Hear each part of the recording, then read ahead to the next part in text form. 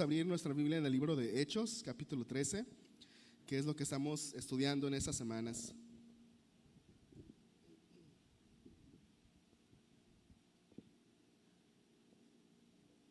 No sé si has escuchado la frase cuando dice, no, no somos una iglesia perfecta, ¿sí? No existen iglesias perfectas, y si tú piensas que llegaste a una iglesia perfecta, dejó de ser perfecta en el momento en el que llegaste o en el que llegamos, ¿verdad? Sabemos que estamos en transformación, sabemos que estamos creciendo y que el propósito de Dios es hacernos a la imagen de su Hijo Jesús. Hace un año estudiamos el libro de Éxodo y yo decía, el libro de Éxodo es uno de esos libros que contiene uno de los grandes temas en la Biblia, que es el tema de la redención, cómo Dios redime a un pueblo, lo saca de la esclavitud y lo lleva a una tierra donde fluye leche y miel, a la tierra prometida. Y es bien interesante porque este concepto de tierra prometida no es algo que solamente los cristianos comprendemos, es algo que mucha gente comprende, lo que es ir a la tierra prometida, lo que es ir a un lugar donde todo va a estar mejor, donde todo va a ser perfecto, donde todo va a estar bien, ¿verdad? ¿Cuántos quieren ir a una tierra prometida? Sí, conocemos ese concepto. Lo interesante en el libro de Éxodo es que nos muestra cómo no es tan sencillo, cómo no es tan simple.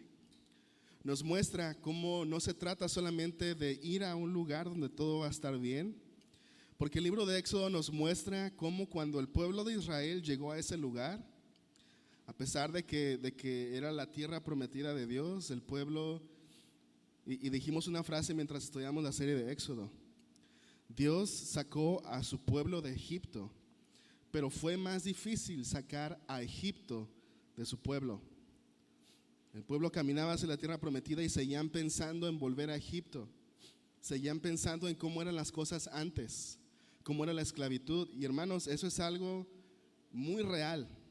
Si ustedes, bueno, hay algunos psicólogos que a esto pueden ver esto como cuando una persona sale de un estado de esclavitud y curiosamente algo pasa en lo psicológico, que es bien difícil que la persona mentalmente salga de ese estado de esclavitud. Siguen viviendo en ese estado y es muy difícil salir. Por lo tanto, cuando hablamos acerca de la tierra prometida, cuando el mundo sea perfecto, tenemos que pensar, ¿realmente estoy preparado para eso? ¿O qué tal si no estamos preparados? ¿Y qué tal si cuando lleguemos a esa tierra prometida nosotros mismos vamos a contaminarla? Que fue lo que sucedió con el pueblo de Israel. Vamos a comenzar una serie que he titulado Los que trastornan el mundo, los que revolucionan el mundo.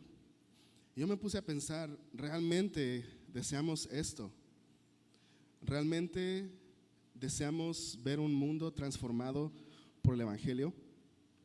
Hace ya varios años, cuando era joven, recuerdo que yo tenía el deseo de ir era como un campamento en Estados Unidos. Una amiga ya había ido, una amiga de la iglesia había ido y nos platicó acerca de cómo fue la experiencia y algunos nos emocionamos y queríamos ir. Entonces comenzamos a planear, yo no tenía visa, tenía que sacar una visa, pero en ese momento no estaba estudiando y sabía que eso iba a ser algo que te pedían en el proceso de tramitar una visa. El caso es cuando estaba haciendo el trámite se presentó la oportunidad de hacer una tranza y alguien me consiguió unos documentos falsos de que yo estaba estudiando una carrera y así iba a ir a sacar mi visa para ir a un campamento cristiano, ¿se imaginan? Y yo estuve pensando mucho y no me sentía cómodo, no me sentía a gusto y al final decidí no utilizar ese documento, pero igual fui a tramitar la visa y adivinen qué, no me la dieron. Sí, pero yo estaba convencido de que esa no era la manera.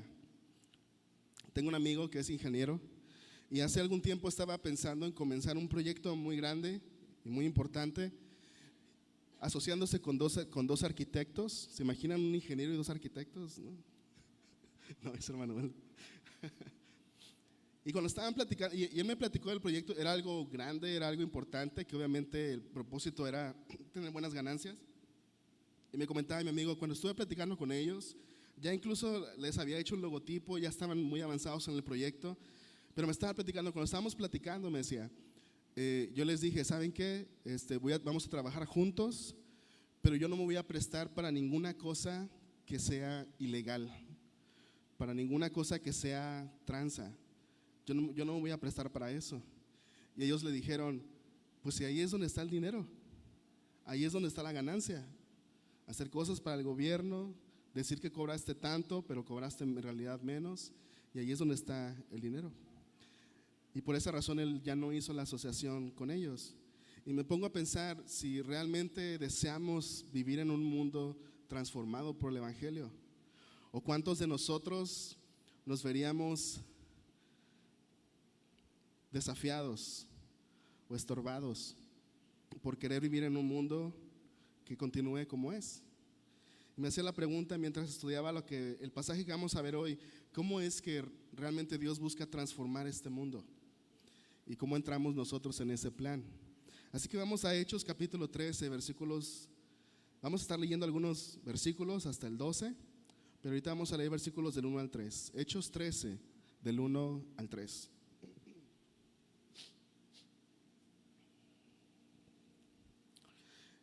Hechos 13, del 1 al 3 dice así: entre los profetas y maestros de la iglesia de Antioquía de Siria se encontraban Bernabé, Simeón, llamado el Negro, Lucio de Cirene, Manaén, compañero de la infancia del rey Herodes, Antipas y Saulo. Cierto día, mientras estos hombres adoraban al Señor y ayunaban, el Espíritu Santo dijo: consagren a Bernabé y a Saulo para el trabajo especial al cual los he llamado. Así que después de pasar más tiempo en ayuno y oración, les impusieron las manos y los enviaron. Recordemos el viaje que hemos hecho en esta serie Hijos del Viento, de cómo el Evangelio ha ido expandiéndose cada vez más a un círculo más externo, pasando de Jerusalén a otras partes de Judea. También vimos cómo el Evangelio llegó a los samaritanos, que eran un pueblo con el cual los judíos no tenían una buena relación. Había prejuicios, había un cierto odio entre samaritanos y judíos, pero el Evangelio se expandió incluso a los samaritanos. Y hemos visto últimamente cómo el Evangelio está llegando a personas que no son judías. Y esto es algo nuevo, es algo diferente, es algo que los judíos tal vez no esperaban. Y es algo que Dios está haciendo que es nuevo para la iglesia. Y la iglesia va a comenzar a experimentar diferentes desafíos al estar recibiendo a personas que no son judías en las reuniones de cristianos donde antes solamente eran judíos, ¿sí? Y no solamente eso, sino que ahora, incluso en la predicación pasada, veíamos cómo el Evangelio va a comenzar a expandirse a personas que son parte del Imperio Romano. Y esto es algo bien interesante, porque vamos a empezar a ver cómo el Evangelio entra en la cultura romana y cuáles son los conflictos que causa. Cómo es que el Evangelio comienza a desafiar la cultura romana y comienza a desafiar al imperio. Recordemos que la predicación de los apóstoles era: Jesucristo no era solo un hombre, hizo muchos milagros, fue crucificado y resucitó al tercer día. Y con eso Dios demostró que Él es el juez, que Jesucristo es la autoridad suprema, que Jesús no era solo un hombre, era más que un hombre, y que Jesucristo ya resucitado de los muertos prueba que Dios ha puesto todas las cosas bajo sus pies. Él es el rey, Él es el nuevo rey. Imagínense predicar eso en el Imperio Romano, donde el mismo César clamaba él mismo ser un Dios. Es lógico pensar que el Evangelio iba a encontrar oposición y que iba a haber conflicto. Y algo que incluso platicamos esta semana en el grupo de líderes es cómo el Evangelio, hermanos, desafía a toda cultura. No solamente en nuestras vidas individuales, sino que el Evangelio desafía toda cultura. Porque en toda cultura hay ciertos pecados que están enraizados en la cultura. Y estábamos platicando acerca de cuáles creíamos que eran los pecados de la cultura paceña. Y decíamos, probablemente uno de los pecados o uno de los ídolos es la familia. Y es como una especie de egoísmo expandido un poco hacia la familia. Y otra de las cosas, otro de los de las palabras que salió ayer es la flojera, ¿no? La pereza. Y es bien interesante porque son cosas que por lo general no vemos como algo malo. Precisamente esa es una de las marcas de los pecados culturales, que no se sienten como algo malo porque son parte de la cultura. Pero cuando llega el Evangelio y alumbra con su luz, nos dice, ¿realmente es algo bueno? ¿Realmente es algo neutral? Y yo les quiero invitar, hermanos, mientras estemos estudiando esta serie, comencemos a pensar no solamente en nosotros, sino también en nosotros como familia, como familias, y también en nosotros como paseños o como parte de ahorita que vivimos en la cultura paseña. Comencemos a pensar qué son aquellas cosas que son parte de la cultura, pero que realmente no están bien. Cosas que Dios quiere transformar, cosas que Dios quiere cambiar. Incluso como iglesia, ¿ustedes creen que tenemos pecados culturales? Sí. Y ahorita tal vez vamos a ver algunos de esos. Pero esa es la cosa, hermanos. Para los discípulos, para los creyentes en el primer siglo, el haber creído en Jesús y el comprender que Jesús es Señor implicaba un cambio radical. Para muchos de ellos implicó un cambio de lealtades, un cambio de ¿a quién voy a servir ahora? Y realmente los cristianos, cuando creían en Jesús, para ellos era un cambio de vida, en el sentido de que para ellos creer en Jesús no era solamente otra religión, no era como añadir nuevas actividades a su agenda, era no, ahora tengo un Señor, tengo un amo a quien debo servir. Y vamos a irlo viendo también. Históricamente los judíos gozaron de cierta tolerancia de parte del Imperio Romano, ¿sí? Muy rara vez vamos a ver, bueno, en realidad no era tan raro, pero los judíos por lo general tenían cierta tolerancia, bueno, los romanos tenían cierta tolerancia hacia los judíos, les permitían tener su propio gobierno, su propia forma de hacer las cosas, sus reuniones, las sinagogas. Había cosas que los romanos permitían en cuanto a los judíos, porque también en la cultura judía, ellos no estaban preocupados por convertir a otros al judaísmo, no es parte de lo que el judaísmo es. Obviamente había prosélitos, había personas que se convertían al judaísmo, pero no era igual que el cristianismo, ¿no? Que buscaba convertir a otros. Por lo tanto, no había siempre este conflicto entre el judaísmo y el Imperio Romano. Pero adivinen qué pasa con los cristianos. Que al principio recordemos que el cristianismo nace del judaísmo en el sentido de que los primeros cristianos eran judíos, ¿sí?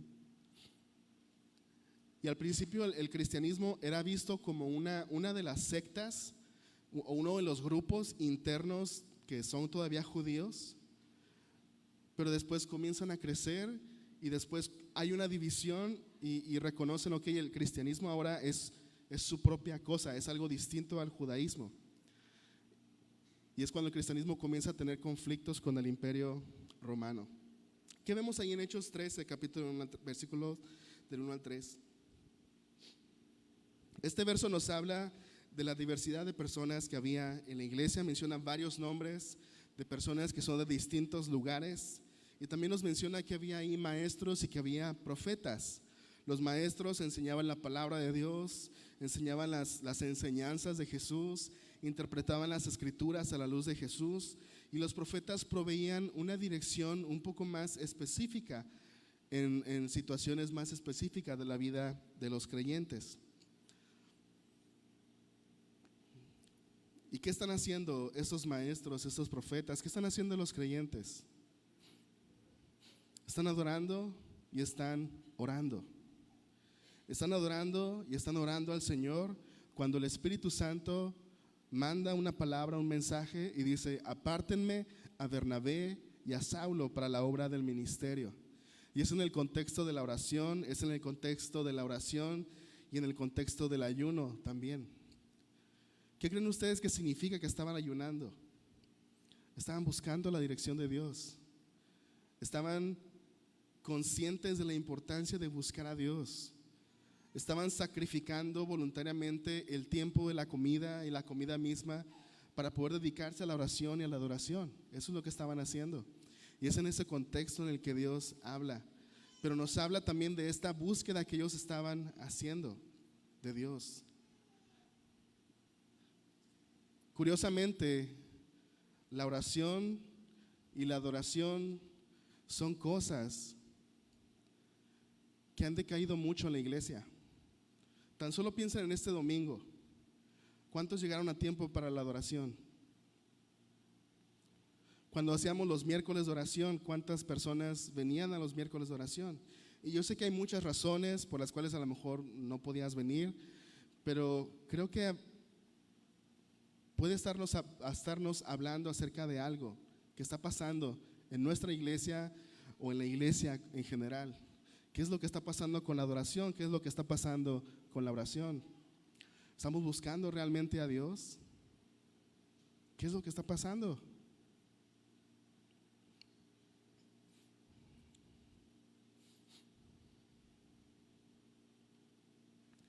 Dios estaba haciendo cosas nuevas y la iglesia estaba convencida de que Dios estaba obrando y de que Dios quería seguir obrando. Estaban buscando a Dios, estaban buscando su dirección.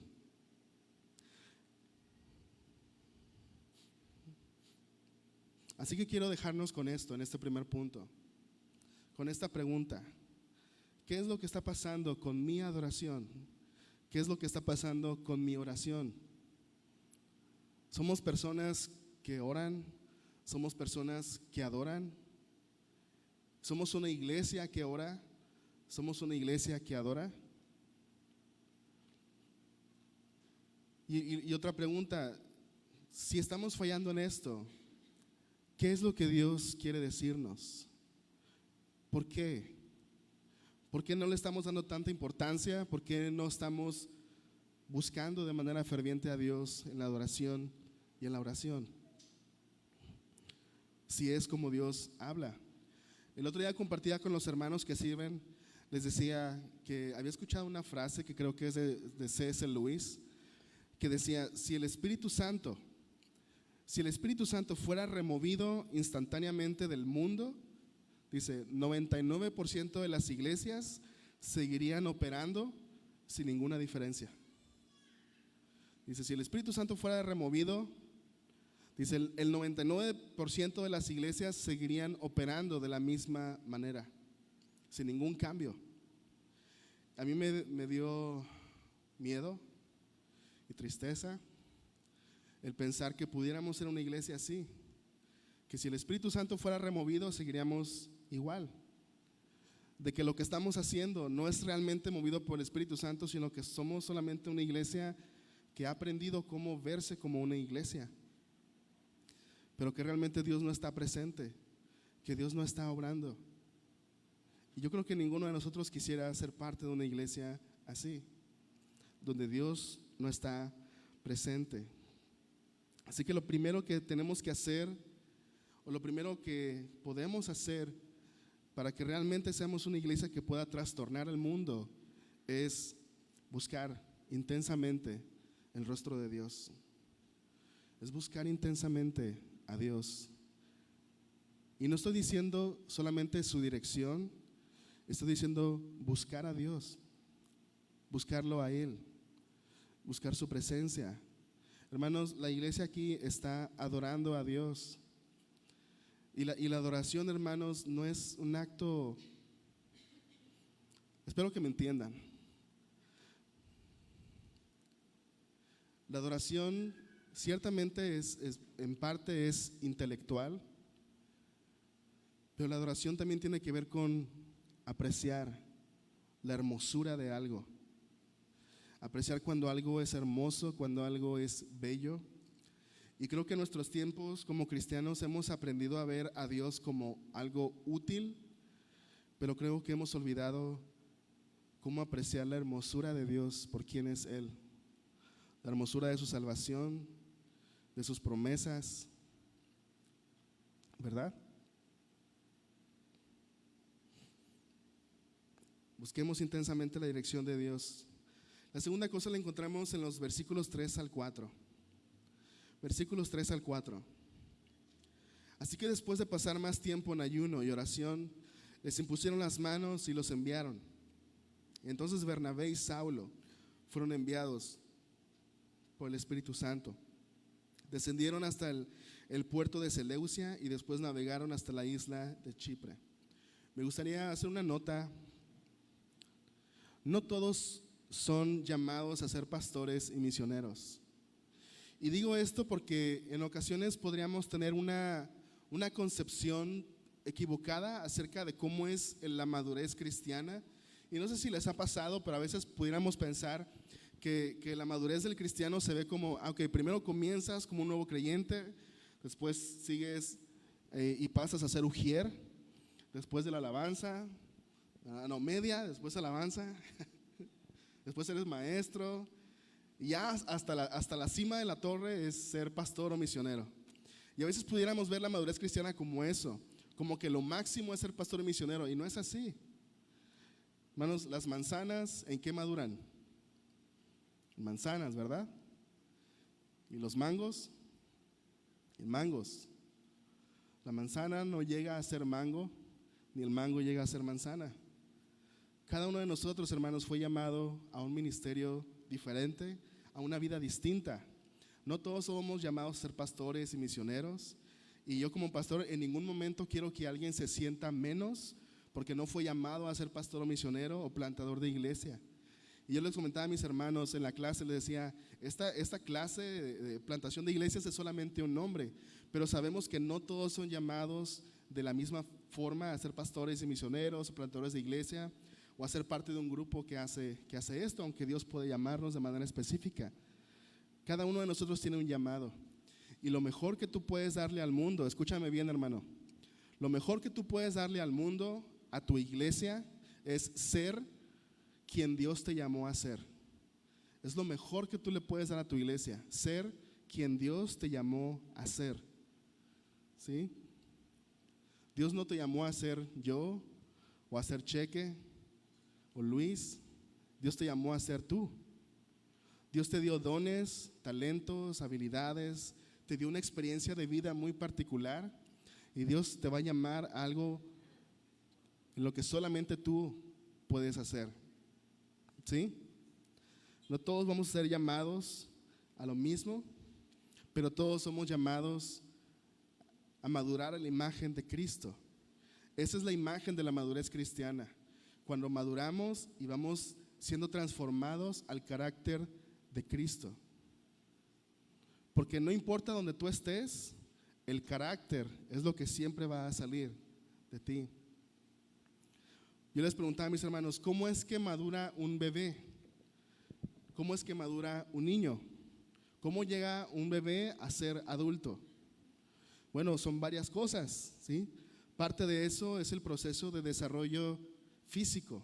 El niño va creciendo en su cuerpo, el cerebro se va desarrollando, el cerebro va desarrollando nuevas habilidades, nuevos potenciales.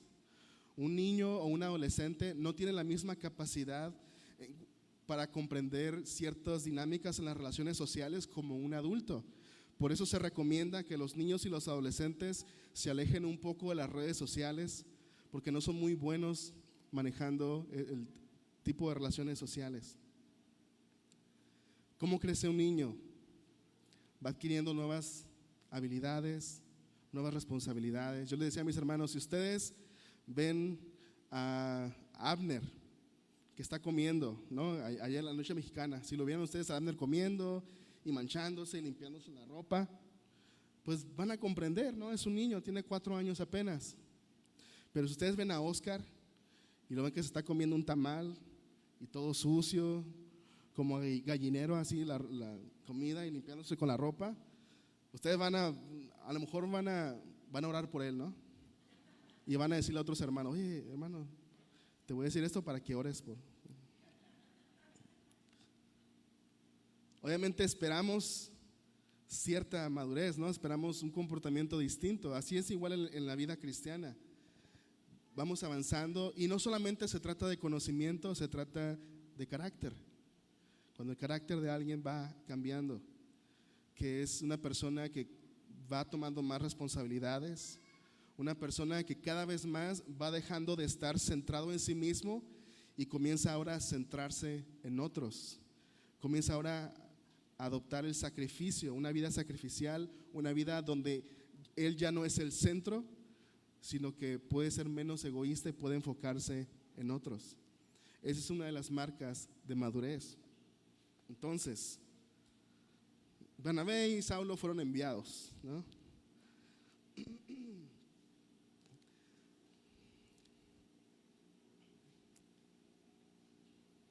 Y como iglesia entendemos que somos enviados. Algunos van a ser enviados a ser pastores, misioneros, plantar iglesias. Y recuerdo un pastor que predicaba un mensaje y el mensaje se llamaba Un mensaje para el resto de nosotros. Y me llamó mucho la atención el título, un mensaje para el resto de nosotros. ¿Qué pasa con el resto de nosotros? Hermanos, de alguna manera también somos enviados a ir al mundo. Y en ese mensaje el pastor citaba 1 Tesalonicenses 4:11. 1 Tesalonicenses 4:11. Esa es una de las cosas que la mayoría son llamados a hacer. Y escúchenla bien, subrayenlo en su Biblia si quieren. 1 Tesalonicenses 4:11. Dice: pónganse como objetivo vivir una vida tranquila, ocúpense de sus propios asuntos y trabajen con sus manos tal como los instruimos anteriormente. ¿Cuántos dicen amén? Pónganse como objetivo vivir una vida tranquila, es decir, no anden de argüenderos, no anden creando problemas donde no los hay, si no se compliquen. Ocúpense de sus propios asuntos, no de los demás, ¿sí? Pongamos en orden nuestra propia vida, trabajemos en nosotros y trabajen con sus manos o en lo que trabajen, ¿no? En aquellos tiempos por lo general era trabajo manual, tal como les instruimos anteriormente. Como decía, lo mejor que puedes darle al mundo, a tu familia y a tu iglesia es ser quien Dios te llamó a ser. Cumplir el llamado al que Dios te llamó a ti. No te compares con alguien más. Si vas a compararte con alguien, que sea a Cristo en su carácter, porque estamos siendo transformados a la imagen de Cristo. El mundo necesita personas que son llamadas a ser mamás o papás, que discipulen a sus hijos, que les enseñen la palabra de Dios, que los instruyan, que les ayuden a descubrir quiénes son ellos en Cristo. Otros son llamados a ser empleados ejemplares, empleados que hacen su trabajo con responsabilidad y en adoración a Dios. ¿Cuántos son llamados a eso? Otros son llamados a ser jefes que tratan con gracia a sus empleados, que no se guían por cómo el mundo trata a sus empleados, sino que buscan cómo el evangelio va a guiar la manera en la que van a, donde si tu carro tiene algo, te dicen exactamente lo que es y exactamente lo que te va a costar, y sabes que no le van a quitar otras cosas, ¿verdad? ¿Cuánto nos gustaría ¿A cuánto nos gustaría vivir en un mundo donde los políticos fueran justos y honestos y humildes? ¿A cuánto nos gustaría vivir en un mundo donde la policía no acepte mordida? Algunos ya dudaron ahí, ¿no? Porque a veces sale más cara la multa que la mordida, ¿verdad? Y esto es lo que decía al principio, que realmente queremos ver un mundo transformado o nos conviene que esté como está, porque queremos seguir como estamos.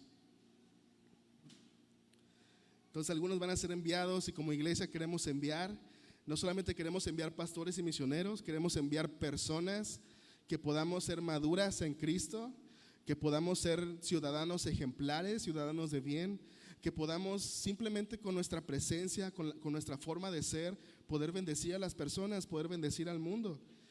Y sabemos que suena como un sueño guajiro, pero sabemos que eso va a causar conflicto, ¿verdad? Porque si tú en tu trabajo decides no hacer tranza, a lo mejor te vas a topar con problemas con tu jefe, con tus compañeros. A lo mejor te van a comenzar a criticar. Mira el santurrón, mira el aleluyo, ¿no? Que no hace esto. Sabes que no va a ser fácil. Queremos enviar y queremos enviarlos a cada uno de ustedes y que podamos ser personas que realmente trastornen el mundo. ¿Cómo podemos entonces transformar el mundo? La tercera cosa es yendo. Vamos a leer versículos 4 al 5. Hechos 13, del 4 al 5. Entonces Bernabé y Saulo fueron enviados por el Espíritu Santo. Descendieron hasta el puerto de Seleucia y después navegaron hasta la isla de Chipre. Allí en la ciudad de Salamina fueron a las sinagogas judías y predicaron la palabra de Dios. Juan Marcos fue con ellos como su asistente. Entonces vemos cómo la iglesia envía a un grupo misionero. Y es bien interesante porque nos decían los versículos anteriores, la iglesia continuó orando y ayunando y luego impusieron sobre ellos las manos y los enviaron. Aquellos que salieron traían la bendición de la iglesia, traían el apoyo de la iglesia y el respaldo de la iglesia. Y en esos versículos se nos dice, entonces el Espíritu Santo los envió. Porque cuando la iglesia envía, es a través de la dirección del Espíritu Santo. Y cuando somos enviados debemos comprender, somos enviados por el Espíritu Santo para ser hijos del viento, para trastornar el mundo. Así que Pablo y Bernabé hacen lo que ellos hacían comúnmente, que es llegar a las sinagogas judías y predicar el evangelio. Eso es lo que ellos hacían y era algo que pudiera considerarse común para un judío. Ellos fueron y predicaban en las sinagogas judías, pero muy pronto se van a encontrar con un nuevo proyecto, predicando a un oficial que no era judío. Y vamos a pasar al versículo 6 al 12.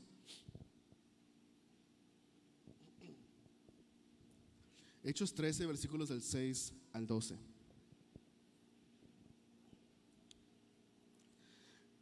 Después viajaron de ciudad en ciudad por toda la isla hasta finalmente llegaron a Pafos, donde conocieron a un hechicero judío, un falso profeta llamado Bar Jesús. El tal se había apegado al gobernador Sergio Paulo, quien era un hombre inteligente. El gobernador invitó a Bernabé y a Saulo para que fueran a verlo, porque quería oír la palabra de Dios. Pero Elimás, el hechicero, eso es lo que significa su nombre en griego, se entrometió y trataba de persuadir al gobernador para que no prestara atención a lo que Bernabé y Saulo decían. Trataba de impedir que el gobernador creyera. Saulo, también conocido como Pablo, fue lleno del Espíritu Santo y miró al hechicero a los ojos. Luego dijo: tú, hijo del diablo, lleno de toda clase de engaño y fraude y enemigo de todo lo bueno, ¿nunca dejarás de distorsionar los caminos verdaderos del Señor? Ahora mira, el Señor ha puesto su mano de castigo sobre ti y quedarás ciego. No verás la luz del sol por un tiempo. Al instante, neblina y oscuridad cubrieron los ojos del hombre y comenzó a andar a tientas, mientras suplicaba que alguien lo tomara de la mano y lo guiara. Cuando el gobernador vio lo que había sucedido, se convirtió, pues quedó asombrado de la enseñanza acerca del Señor. Como decía, vemos cómo el evangelio comienza a llegar cada vez más lejos, no solamente geográficamente, sino socialmente. Uno de los gobernadores romanos manda a llamar a Bernabé y a Pablo buscando escuchar lo que ellos tenían que decir. Pero este gobernador tenía a su lado a Elimás o a Bar Jesús, que era un hechicero judío. Y vemos que este hombre intenta persuadir para que el gobernador no escuche el evangelio y no crea. ¿Por qué creen ustedes que este hombre buscaba estorbar el mensaje? Muy seguramente él tenía cierta ganancia, su posición, su poder, su autoridad. Él se estaba beneficiando de que Sergio Paulo no creyera o tuviera cierto estilo de vida. Es bien interesante pensar en esto porque si fueran los tiempos actuales, a lo mejor podríamos pensar, no sé cuántos de ustedes han escuchado cuando un artista se convierte, ¿no? Hace algunos años Kanye West se convirtió, Justin Bieber. Y por lo general cuando un artista se convierte hay como una duda, ¿no? Entre las personas, ¿realmente se convirtió? ¿Realmente es cristiano ahora? Y comenzamos a ver si su vida comienza a cambiar, si cantan canciones ahora cristianas.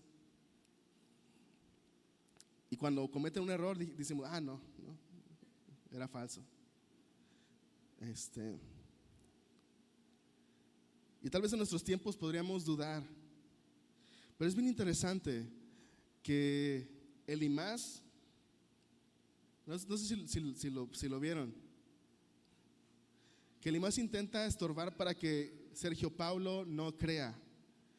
Y me pongo a pensar, lo que quiere decir que en aquellos tiempos, cuando alguien se convertía, había un cambio radical. Porque Elías o Bar Jesús sabía que si el gobernador se convertía, iba a pasar algo. No le conviene. Hace poco acaba de salir una nueva serie basada en El Señor de los Anillos, Los Anillos del Poder. Y eso me hizo querer volver a mirar las películas del Señor de los Anillos, las originales, la versión extendida. Cada una dura 4 horas y media. Hay un personaje, el rey Théoden, que cuando lo vemos al principio está bajo un hechizo. Y lo vemos, su piel está blanca como si fuera la piel de una persona leprosa.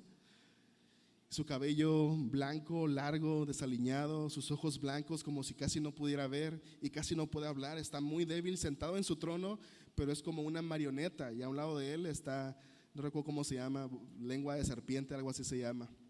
Y él es como el consejero, quien lo tiene como que permanezca bajo ese hechizo. Y él es quien filtra todas sus relaciones, todas sus conversaciones.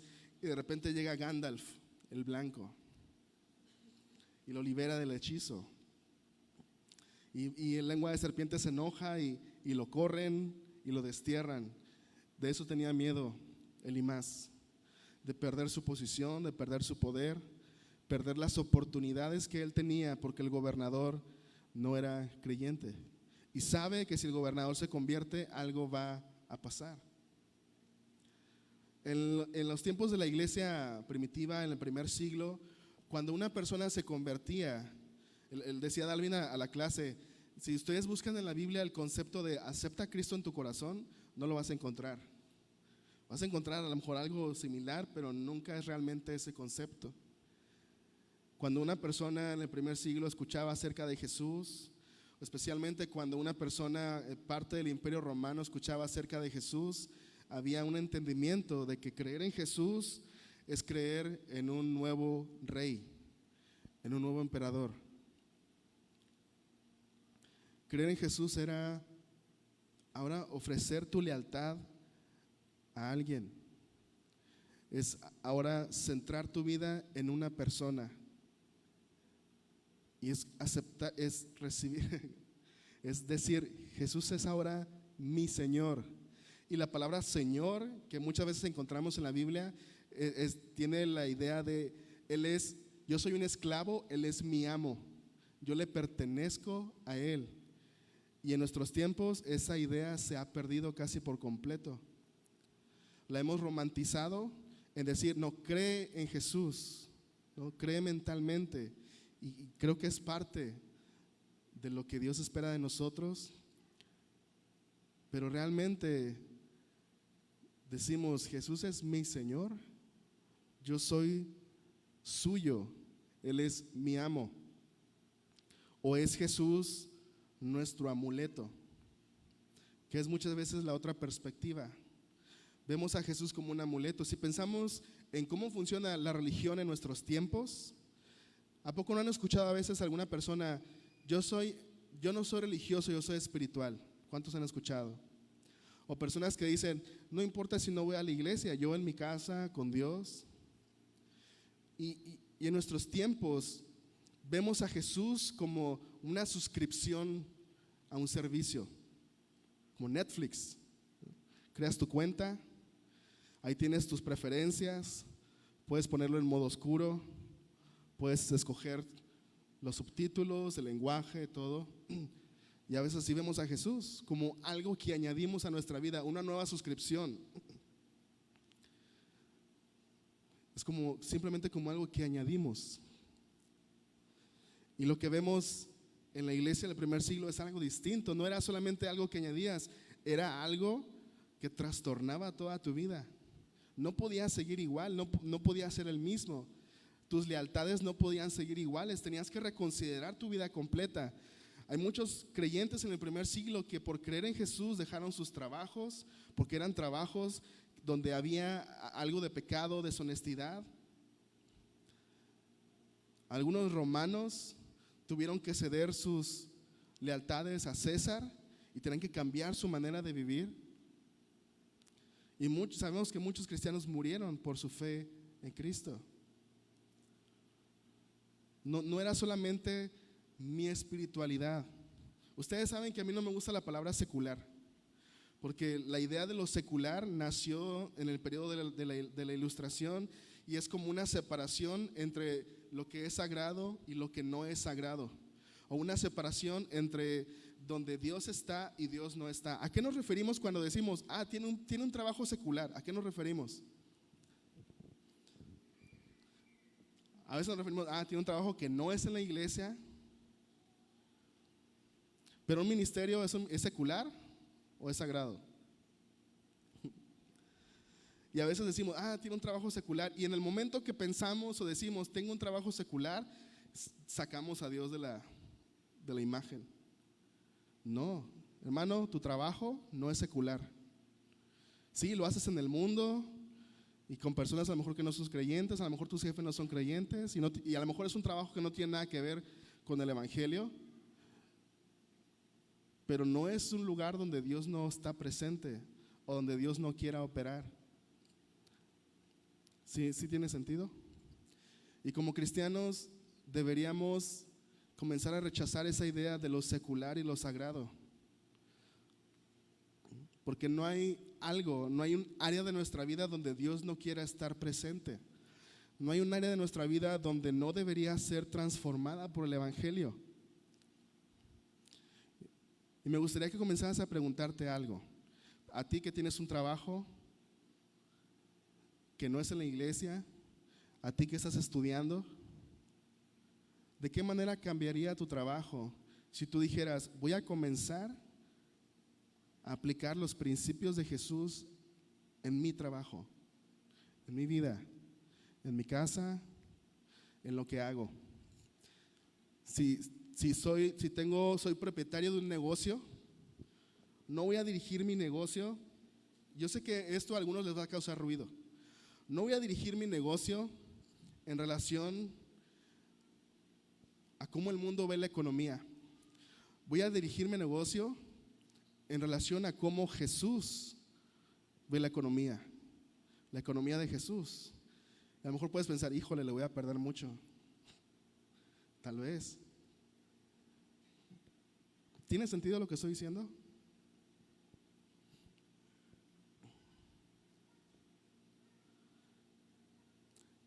Esta división entre lo secular y lo sagrado nos hace pensar, en su libro Verdad Total, la autora dice, nos hace pensar, y lo que se propone en el mundo es, la fe es privada,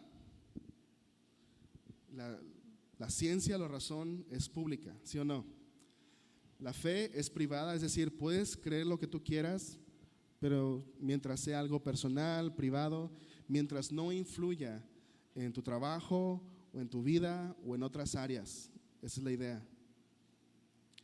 Mientras que la fe, mientras que la ciencia, la razón son públicas, es decir, cuando vienes a la iglesia, prendes el chip de la fe, ¿no?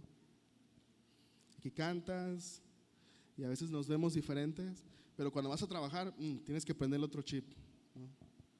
Capitalismo, lógica, razón.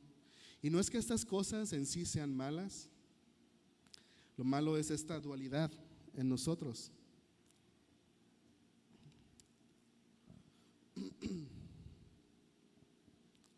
Eso es lo que significa trastornar el mundo.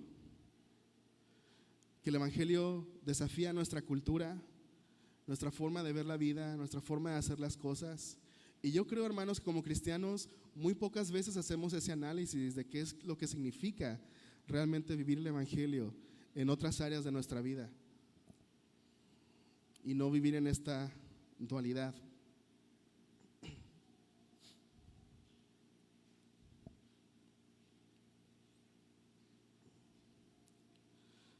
¿Cuáles son las palabras de Pablo para este hombre? Tú, hijo del diablo. Y por lo general cuando en la Biblia se usa esta palabra para decir hijo de alguien, significa que te pareces o estás actuando como. Jesús le dijo esto a los fariseos: eres un hijo del diablo. Ustedes ven cuando su niño está portando el mal, eres hijo de tu papá. Yo pienso, pues sí, ¿de quién más va a ser hijo, no? Pero lo que queremos decir es, estás comportando igual a tu papá o a tu mamá. Eso es lo que estaba diciendo Pablo, hijo del diablo. Porque estás expresando con tu vida que estás en contra de todo lo bueno. Y eso, hermanos, es una definición de pecado, el estar en contra de lo bueno, estar en contra de la creación, estar en contra del carácter de Dios. Yo me pregunto, ¿cuántos de nosotros somos hijos del diablo? ¿Cuántos estamos en contra de todo lo bueno en nuestra vida? Solamente porque es parte de la cultura, porque así es la cultura. Lleno de toda clase de engaño y fraude y enemigo de todo lo bueno. Lleno de todo engaño, de fraude y enemigo de todo lo bueno. Nunca dejarás de distorsionar los caminos verdaderos del Señor. No recuerdo quién comentaba el otro día y decía,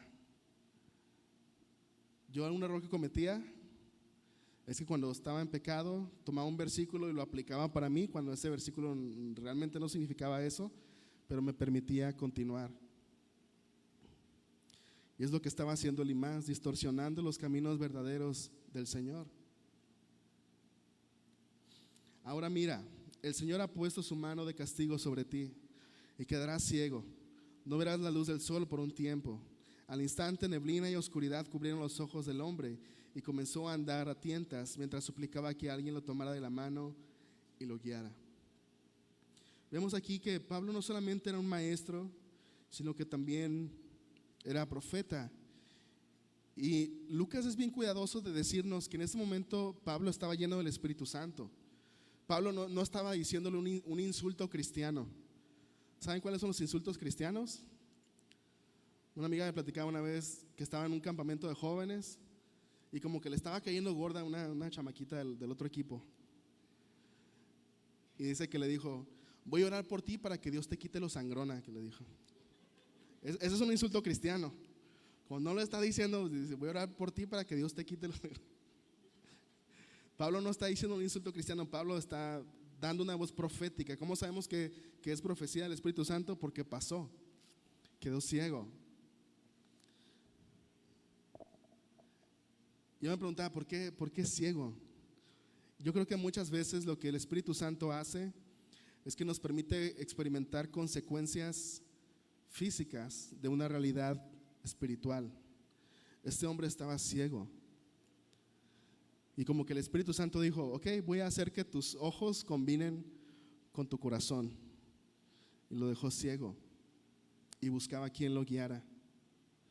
Y eso tal vez habla de muchos de nosotros que estamos ciegos y que buscamos realmente que Dios nos alumbre. Vamos a finalizar con los versículos del 9 al 11. Hechos 13 del 9 al 11.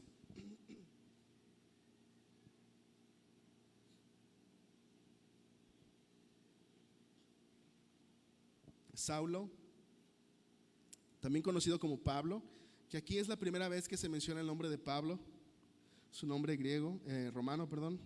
Fue lleno del Espíritu Santo y miró al hechicero a los ojos. Luego dijo: tú, hijo del diablo, lleno de toda clase de engaño y fraude, y enemigo de todo lo bueno, ¿nunca dejarás de distorsionar los caminos verdaderos del Señor? Ay, creo que no puse el versículo. Ok, dice después de eso: cuando el gobernador vio lo que había sucedido, se convirtió, pues quedó asombrado de la enseñanza acerca del Señor. Hay dos cosas que convencieron al gobernador Sergio Paulo. Una fue la enseñanza de Pablo y Bernabé, y otro fue el poder de Dios que vieron en Pablo y Bernabé, que vieron la palabra de Dios y vieron el poder de Dios en acción. Y hermanos, el mundo necesita ver eso. No solamente ocupa la palabra de Dios, sino también el poder de Dios en acción. El poder de Dios obrando en nuestras vidas.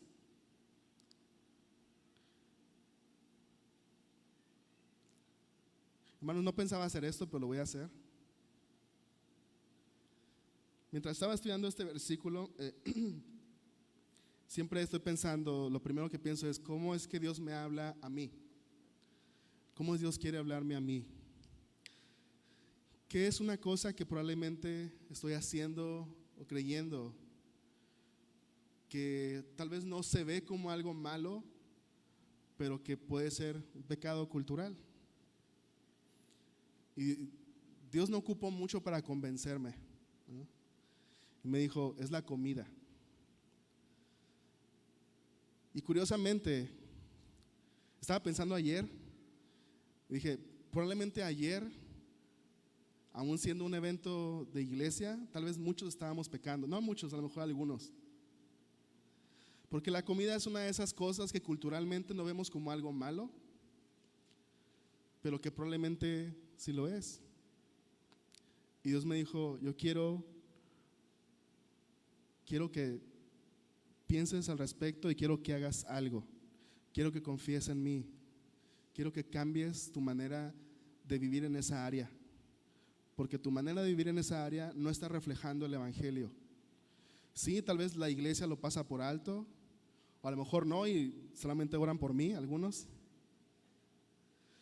Porque hasta tenemos dicho, ¿no? Pastor con panza no es de confianza, ¿verdad, Simón?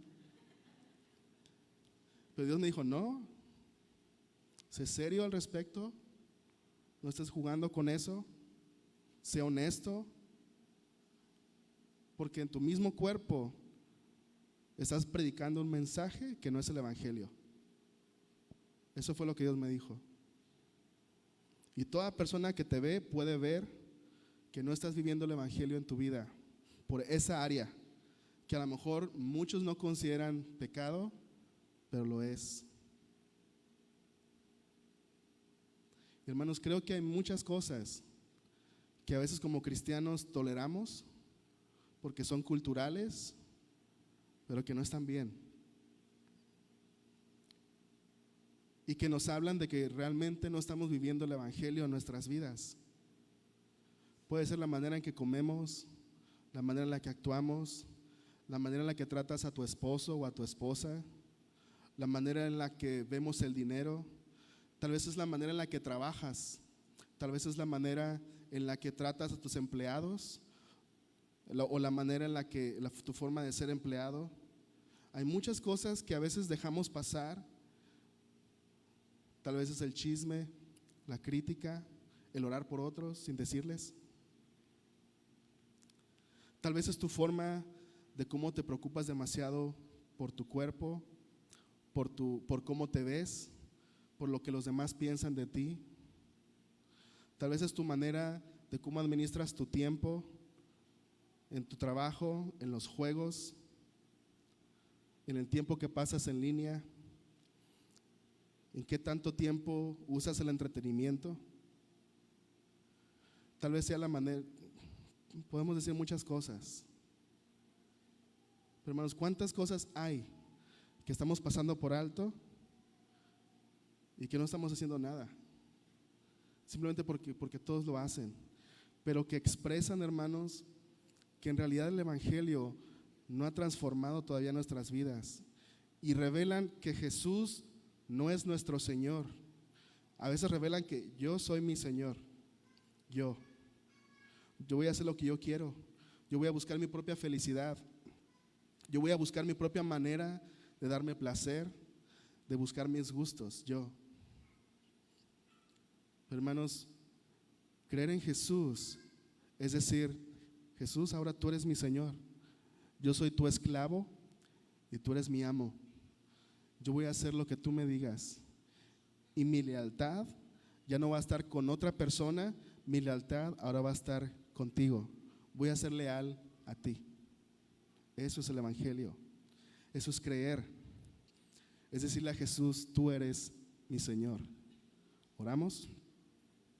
Padre, gracias por tu palabra, gracias porque tú nos desafías, tú nos convences.